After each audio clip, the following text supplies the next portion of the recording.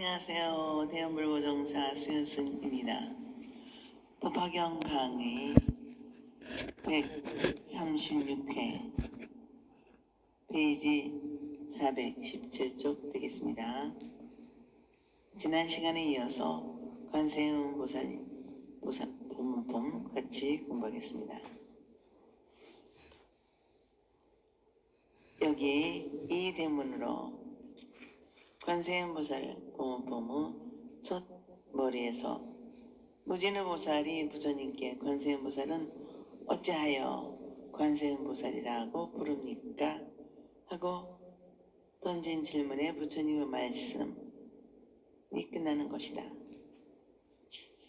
관세음보살님이 33신의 자유자재로 모든 곳에 나타날 수 있는 불가사의한 공덕을 성취하고 여러 가지의 모습을 취하여 이 사바세계에 출현하여 자유자재로 다니시며 모든 중생을 가르치고 인도하여 괴로움에서 벗어나게 하신다. 그러므로 그대들은 한 마음, 한 뜻으로 이 관세음보살을 고마움에 감사하고 항상 공양하라고 하신다. 관세음보살님에게 고마움을 느끼고 공양하는 것은 곧 관세음보살을 본받아 관세음보살과 같은 자비심으로 나 이외의 모든 사람을 대하고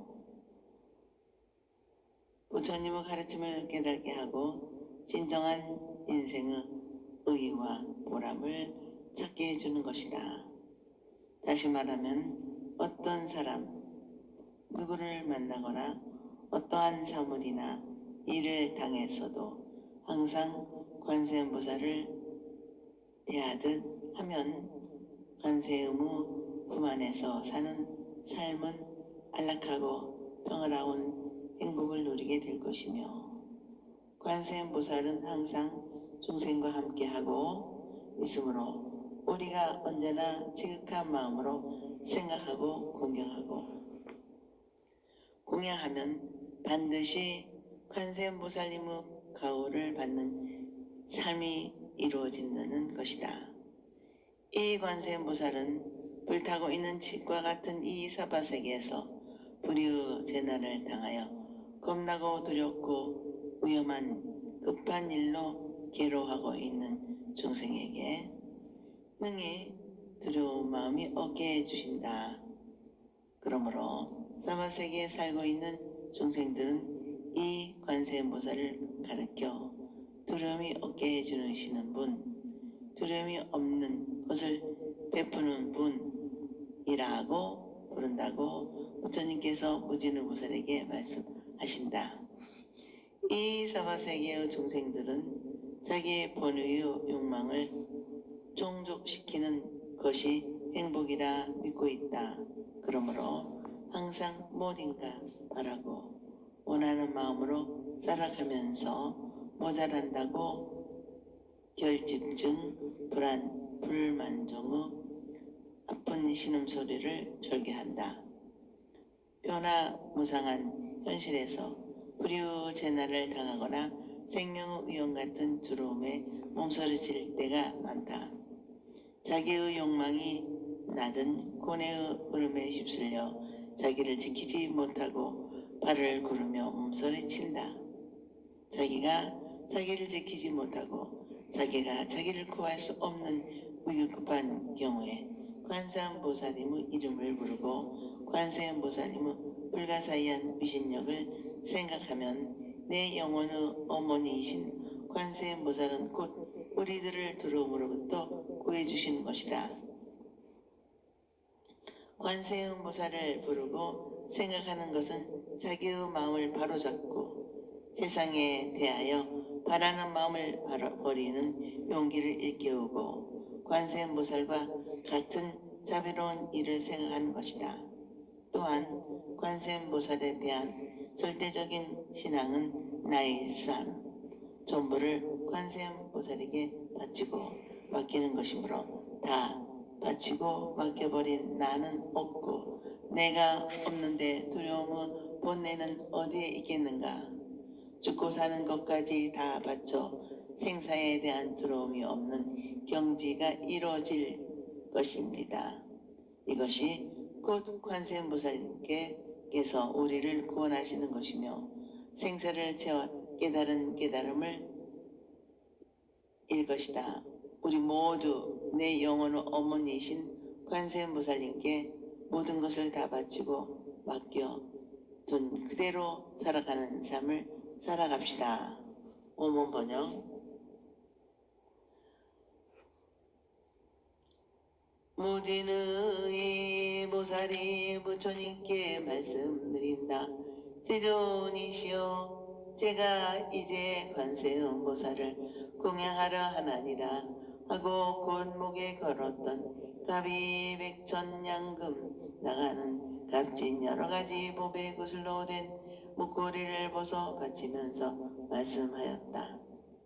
어디신 분이시여, 진리로서 보시하는 이 보배의 목걸이를 받아 주옵소서. 그때 관세음보살이 이를 기꺼이 받지 아니라고 하시거늘 무진의 보살이 다시 관세음보살에게 말씀드린다. 어디신 분이시여, 저희들을 어여삐 여기시어 이 목걸이를 받으소서. 그때 부처님께서 관세음보살에게 이르시되 이 무진의 보살과 사부대중과 하늘용 야차 건달바 아수라 긴나라 마구라 등 사람과 사람 아닌 이들을 어여삐 여겨 이 목걸이를 받으라고 하시니 곧 관세음보살이 모든 사부대중과 하늘용 등 사람과 사람 아닌 이들을 어여삐 여기시고 그 목걸이를 반으로 나누어 하나는 서가모니 부처님께 올리고 하나는 다부 요래의 답에 올렸다. 부처님께서 이르시되 무진이와 관세음보살은 이와 같은 자제로운 신통력을 가지고 사바세계에 나타나시어 다니느니라. 나무 아미타불 나무 아미타불 나무 아미타불.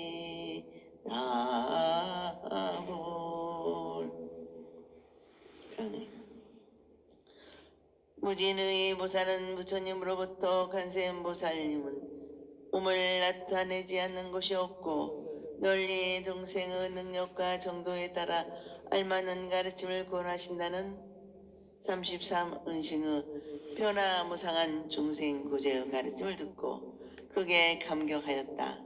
그리고 부처님께서 너희들 중생은 한마음으로 관세음보살을 공양해야 할 것이라니라 라고 말씀에 의하여 관세음보살에게 무엇인가 존경의 뜻을 나타내지 않고는 견딜 수 없는 감정을 행동으로 나타냈다. 관세음보살에게 대한 존경의 표시로 공양을 올리겠나이다 하면서 자기 목에 걸었던 값비싼 보배구슬로 된 목걸이를 벗어서 바치면서 말씀하신다. 어디신 분이시여, 정직한 사람, 진실한 사람, 즉 영원히 변치 않은 진리 마음의 변으로 이 보배의 목걸이를 받아 주옵소서 하였으나 관세음보살님은 기꺼이 받으려 하시지 않았다 하신다. 이것을 본문의 표현과 같이 신앙의 증거로서 개인적인 욕망을 초월한 감사의 뜻으로 베푸는 경건한 물건으로 종교인의 몸에 장식하는 물건을 벗어서 바치겠다 하고 부처님은 지금은 좋은 기회라고 생각하면 그렇게 하라는 말씀이지만 한역본에서는 빠졌다. 여기에서 말씀하시는 보배 구슬의 목걸이란 부처님의 진리를 장엄하는 법시로서 우리들의 거룩한 신앙심이나 깨달음의 마음, 부처님의 마음에 비유한 것으로 생각할 수 있다. 우리가 부처님의 마음이나 깨달음의 지혜로움을 완전히 드러내면서 부처님께 기여하고 중생적인 마음, 어리석은 마음을 바치는데 이루어질 수 있는 것이다.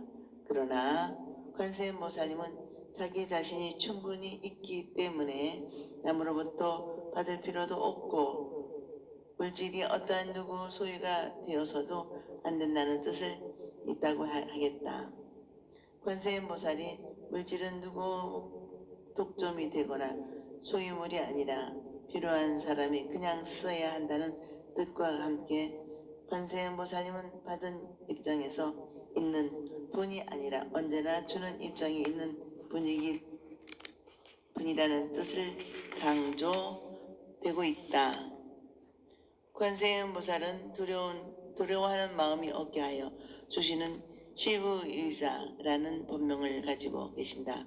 관세음보살은 항상 우리에게 두려움이 없는 것을 베풀어 주시는 분이기 때문에 무진의 보살로부터 공양을 받으면 자기의 수행으로서 두려움이 없는 것을 베풀어 주는 대가를 받거나 보수를 받는 형태가 되지식인 것이다.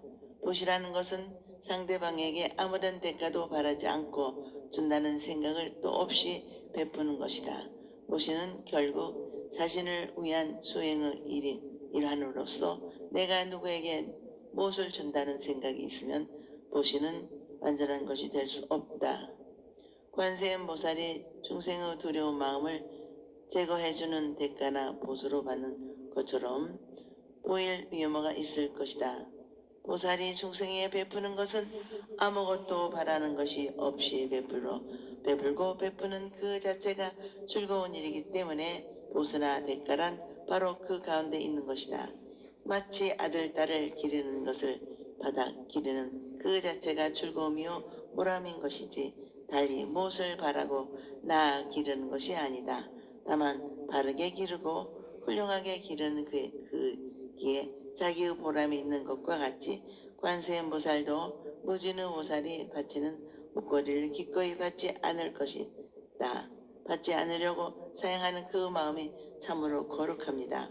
그러나 상대편의 마음을 즐겁고 편안하게 해주기 위한 받는 것도 자비입니다. 그러므로 다음에는 부처님의 당부가 곧 무진의 보살의 간절한 마음으로 있게 되고 무진의 보살의 뜻이 부처님을 통해서 부처님의 말씀으로 나타낸다. 만약 관세음보살이 공양을 받아주지 않으면 중생들은 보시의 공덕을 치울 수 없습니다. 중생들이 보시할 수 있는 기회를 만들어 주기 위한 복전을 제공한다. 그래서 무진의 보살이 바치는 목걸이를 받는다는 말씀이 계속된다. 관세음보살이 무진의 보살이 보배의 구슬로 만든 목걸이를 바치는 목공양을 사양하시고 거절하시므로 무진의 보살이 다시 또 간절한 마음으로 받아주기를 청하신다. 어지신 무진시여 저희들을 어여삐 여기시어 이 목걸이를 받아 주옵소서 하고 받아주시기를 애원한다.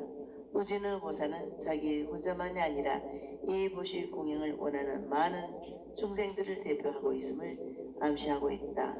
베푸는 사람이 더욱 겸허한 마음의 자세로 받아주시기를 간청하고 있는 것은 우리들은 물질로 말미암아 인색한 마음, 탐욕하는 간절하는 마음이 생기고 이러한 마음 때문에 나와 세상을 바르게 보지 못하고 진실에 눈뜨지 못하고 눈먼 장님처럼 혼미한 방황을 하고 있사오니 저희들이 물질로 베풀어 번뇌를 일으키는 마음을 버리게 하여 관세음보살 당신과 같은 부처의 길을 가게 하여 주옵소서 하는 것이며 우리 중생들이 보시하는 기회를 관세음보살이 만들어 달라는 것이며 이 보시를 통하여 중생적인 마음을 배우겠다는 것이다.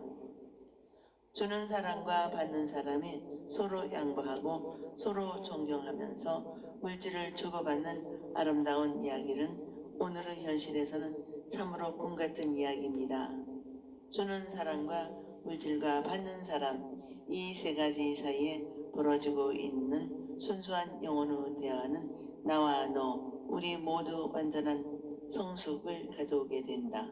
그러므로 예로부터 진정한 보시가 되게 하기 위해서는 주는 사람, 받는 사람, 양자 사이에 있는 물질의 그 자체가 깨끗하지 않으면 안 된다고 이 셋이 청정한 보시, 즉 삼륜 청정의 보시를 강조하였다. 주는 사람의 마음이 깨끗해야 되는 것은 물론 받는 사람도 비굴한 마음이 없어야 된다. 물질을 받고 그로 말미암아 은혜로움이나 고마움으로 느끼고 그것을 무거운 짐으로 느끼게 하거나 큰 부담감을 주게 된다면 그것은 보시가 아니라 하나의 혜택이나 도움에 지치지 않고 일종의 국을 행위가 될 수 있다고 세 가지가 다 순수한 삼륜 청정을 강조한 옛 어른들의 깊은 뜻을 여기서 다시 한번 마음에 새겨둬야 하겠습니다. 관세음보살이 우진의보살의 참뜻을 받아들이지 않고 사양하자 옆에서 이를 지켜보고 계시던 부처님께서 관세음보살에게 무진의보살을 비롯하여 모든 사부대중과 하늘, 용 등 사람과 사람 아닌 모든 중생을 어여삐 여기는 마음으로 목걸이를 바치는 보시를 받을 것이 좋겠다고 권하신다. 더 이상 사양할 수 없게 된 관세음보살님은 부처님의 말씀을 따라 중생의 탐욕의 본뇌를 버리고 일체의 집착심을 버리게 하고 중생의 복을 심게 하려는 자비심으로 그 목걸이를 받았다. 이 보석의 목걸이를 받으신 관세음보살은 그것을 자기가 갖지를 않고 그 목걸이를 두 개로 나누어 하나는 관세음보살님에게 올리고 또 하나는 다보 불탑에 올렸던 것이다. 이렇게 서가모니 부처님과 다보 불탑에 각각 나눠 바쳤다는 것은 곧 관세음보살님의 헤아릴 수 없는 덕과 유신력은 모두 불성의 진리가 이 진리를 설명하신 서가모니 부처님의 은혜였다는 것을 포함과 동시에 부처님의 은혜에 진심으로 감사하고 부처님의 공덕을 찬탄하는 것이다. 또 한편으로 생각해 볼 수 있는 것은 관세음보살에게 공행하는 것은 반드시 부처님께 올리시는 공행이 된다는 것이며 우리의 생각 생존을 위한 반드시 필요한 소유하게 되는 물질을 제각기 알맞게 자리를 찾아 그 물질이 지니고 있는 참다운 가치를 최대한 발휘하도록 해야 한다는 것이다.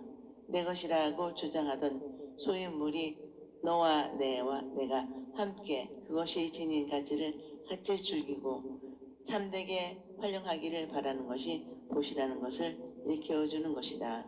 하겠다.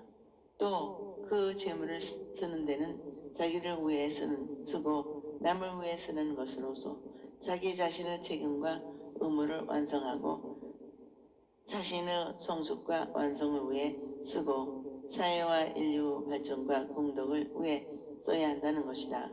그리하여 너와 나 우리 모두를 살리는 경제의 원리가 바르게 살아나는 소유 분배의 법칙을 상징적으로 나타내는 것이다. 이렇게 물질을 사용하는 것이 가장 이상적인 방법이라고 물질 사용 방법을 계시하는 것이라 하겠습니다. 우리 모두 자기에 알맞는 보시와 정신이 발휘되어야 합니다. 보시를 할 때는 무아의 정신으로 자신의 탐, 욕심을 다스리고 모든 중생을 이익되게 즐겁게 하겠다는 자비심으로 보시한다는 마음이 없이 보시하는 것은 보시 말고 보시 받는 사람을 분별하지 않아야 합니다. 오히려 자신의 보살행을 베푸는 고마운 자리로 알고 이 보시를 계시로 부처님과 같은 인격과 지혜를 바라면 된다는 깊은 뜻이 둘로 나누어 서가모니 부처님과 다보탑에 바치는 것으로 나타난 것이다. 끝으로 관세음보살님은 이와 같은 자유자재한 신통력이 있어서 사바세계에 나타나 다니신다고 하신다. 관세음보살이 사바세계에 나타나 다니시는 것은 이 세상과 중생을 구제하는 하고 살기 좋은 극락세계를 동토를 이루기 위함입니다. 이와 같은 거룩한 불사를 위해서 어떤 일에도 얽매이지 않고 자유자재로 자기의 뜻을 실천한다는 말씀이다. 관세음보살은 천금의 값진 보배 목걸이를 받아 둘로 나눠 하나는 인격과 지혜의 완성자이신 소가모니 부처님께 바치고 하나는 어떤 사람 누구나 자신이 본래 갖추고 있는 불성을 최대한으로 발휘한 보배의 탑을 중생들의 몸과 마음으로 가꾸어내는 실현할 수 있는 자본으로 제공하였다.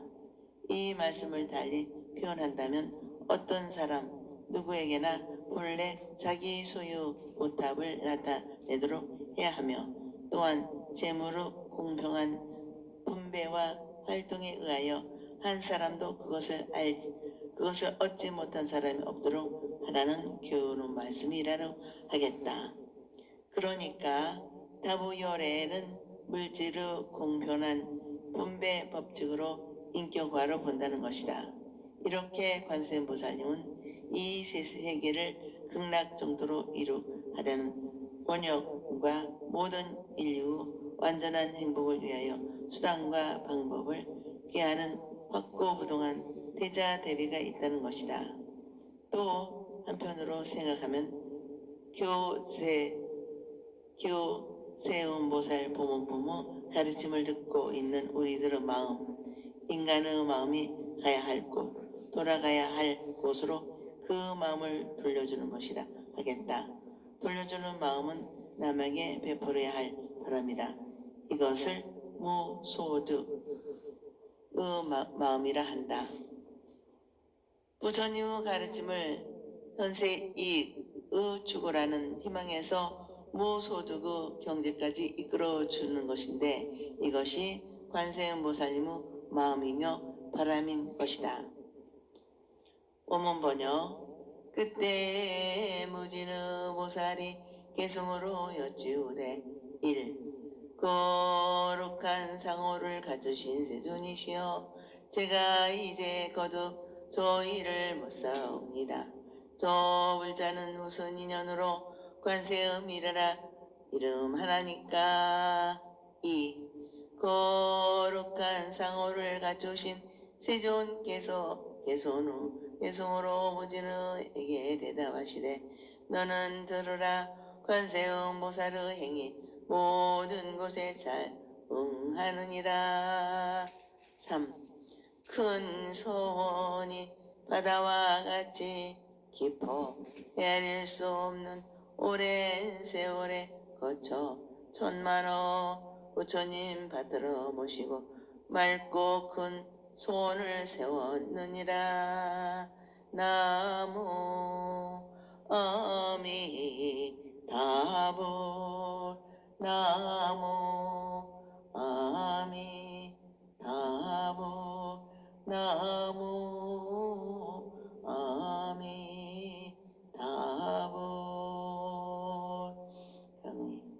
앞으로 이어질 찬가의 실기는 본문의 요점을 기약하고 편리하게 이어간 것이다.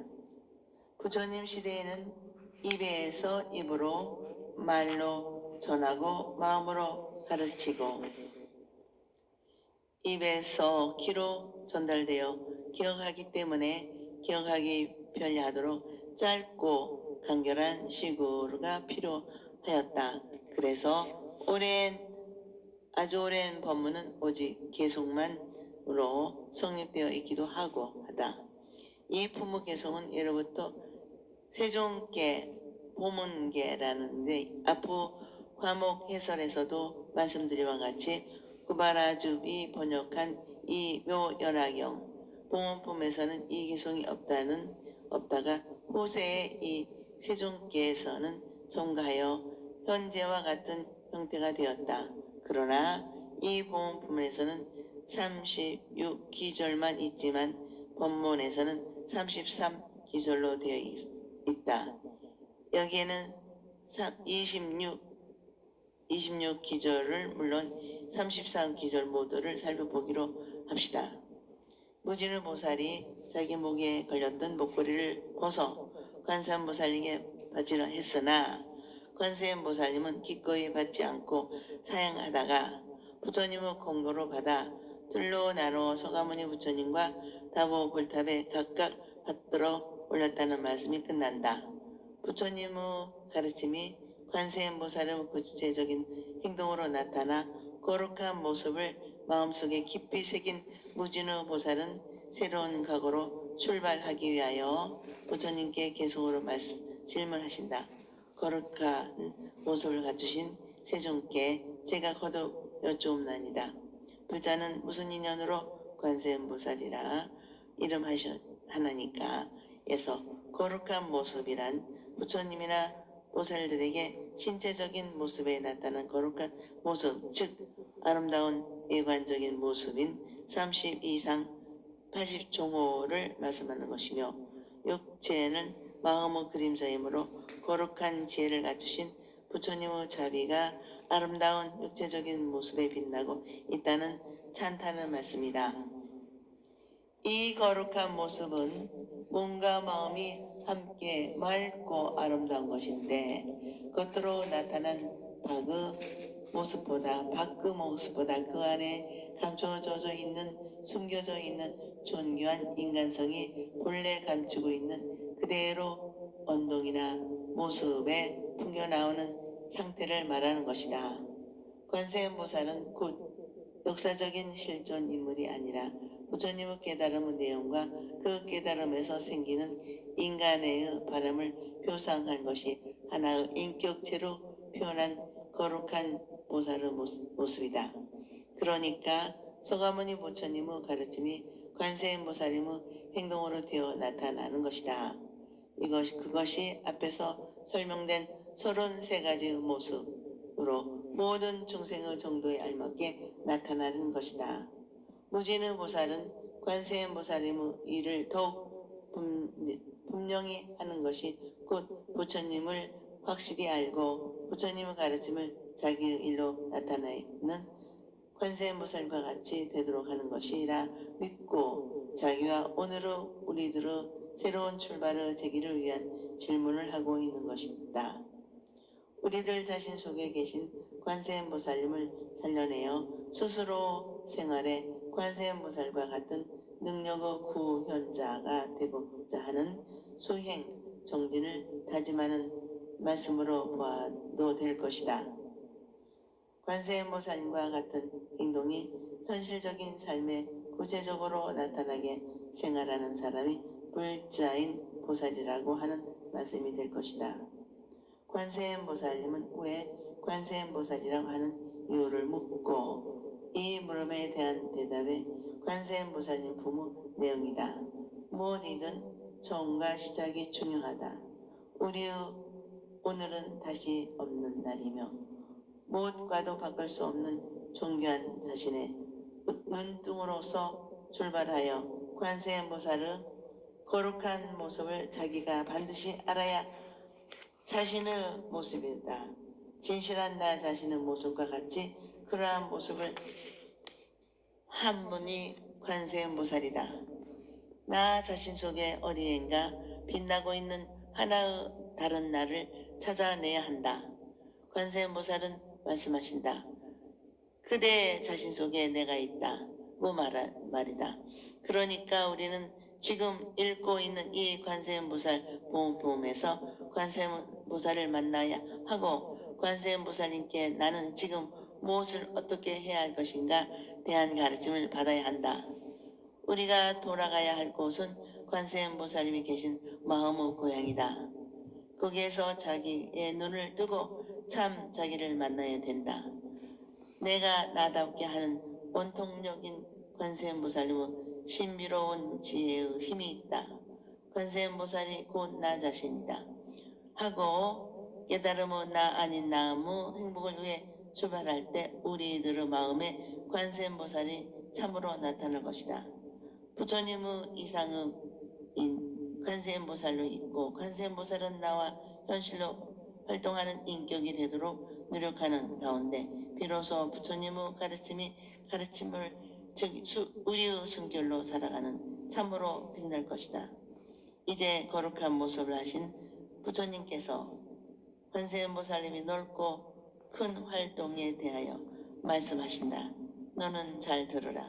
관세음보살님의 활동은 이미 미치지 않는 곳이 없고 모든 곳에서 33응신으로 알맞게 나타나고 있다. 하늘의 달이 물이 있는 곳이면 물이 많고 조금에 관계하지 않고 맑고 더러움을 가리지 않는 것처럼 믿는 마음이 있으면 언제 어디서 어느 누구에게나 미치지 않음이 없다는 것이다. 모든 사람의 환경과 형편에 따라 그들에게 알맞는 가르침으로 구원의 손깃을 펴진다는 구제의 활동을 말씀하신다. 어떻게 그러한 활동이 가능한가? 관세음보살님은 중생을 구원하기 위해 바다와 같이 넓고 깊은 원을 세우고 헤아릴 수 없이 길고 긴 세월에 걸쳐 천만억의 많고 많은 부처님을 모시고 맑고 깨끗한 원을 세웠기 때문이라는 것이다. 관세음보살이 언제 어디서나 모든 중생을 구하기 위한 절대적인 구제자가 되기 위해서 바다보다 깊고 넓은 구원의 맹설을 하고 수많은 부처님을 섬기면서 청정한 원을 세웠다는 것입니다.